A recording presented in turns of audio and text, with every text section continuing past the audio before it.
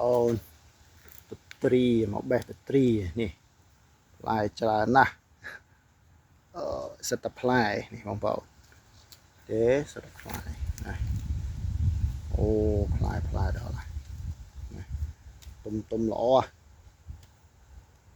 ណាត្រីច្រើនណាស់បាទនេះផ្លែទុំពេញដើមបើអត់សូវតកៅគឺល្អ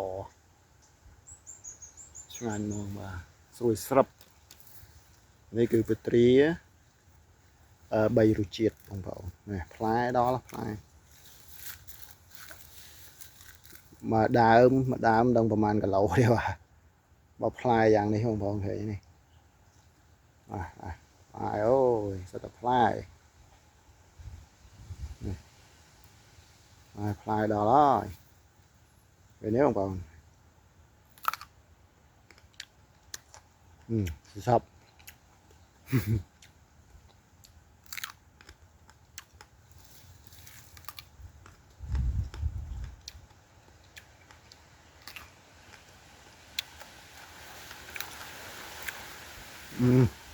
ឆ្ងាញ់ណាស់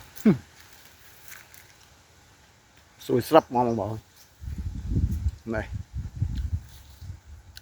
ក៏ដាំងាយបាទហើយប៉ុន្តែគ្រាន់យើងត្រូវតែងមែកវាពេលយើងបេះហើយអស់អញ្ចឹងយើងកាត់មែកវាតែងដើម្បីឲ្យឆ្នាំក្រោយវាចេញលាស់មកផ្លែមួយសាទៀតអញ្ចឹងណាអូខេណាសផ្លែអូផ្លែដល់ដូចម្រាមដៃហ្នឹងបងណាអូយឃើញពេញចិត្តបងប្អូនណាសតតែបត្រីបងប្អូនអើយនេះយកតាណាទេបាទ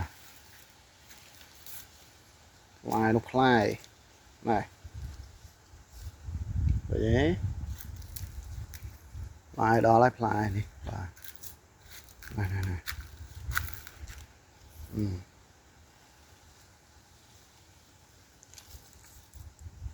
អូផ្លែដល់ហើយរៀមដៃបងប្អូនអើយផ្លែបាក់មេឃផ្លែបាក់មេឃបងផ្លែហ្នឹងណាកោមចកោមនឹងដូចអីហ្នឹងនេះផ្លែវាបងឃើញនេះដាំវិញយើងមិនសូវជាប្រើប្រាស់ជីអីច្រើននេះបាទជីគាត់ប្រើអត់ប្រើទេបើប្រើជីផ្លែធំជាងនេះទៀត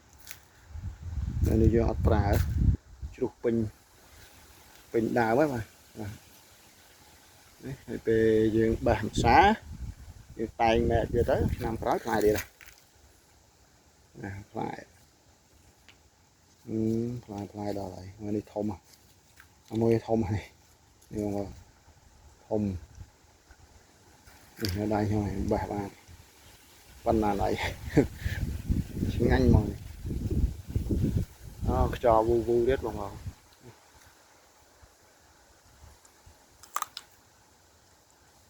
អូស្រួយស្រាប់ហ្មង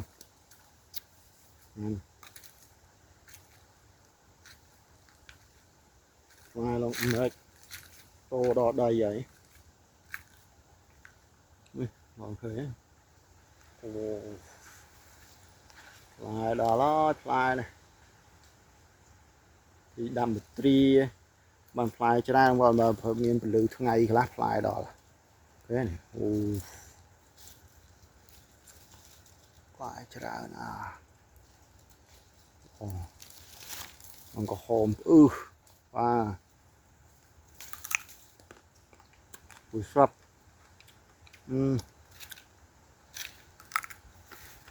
ណាស្រាប់ហ្នឹង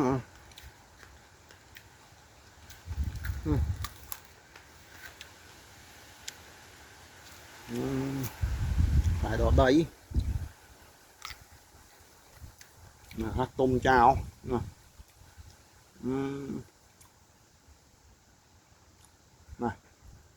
អូផ្លែយ៉ាងនេះមើលបងប្អូនអូខេ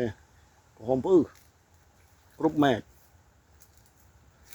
បាទបងប្អូនអរគុណសម្រាប់ការទស្សនាវីដេអូរបស់ខ្ញុំតាំងពីដើមរហូតដល់ចប់បាទសូមអរគុណ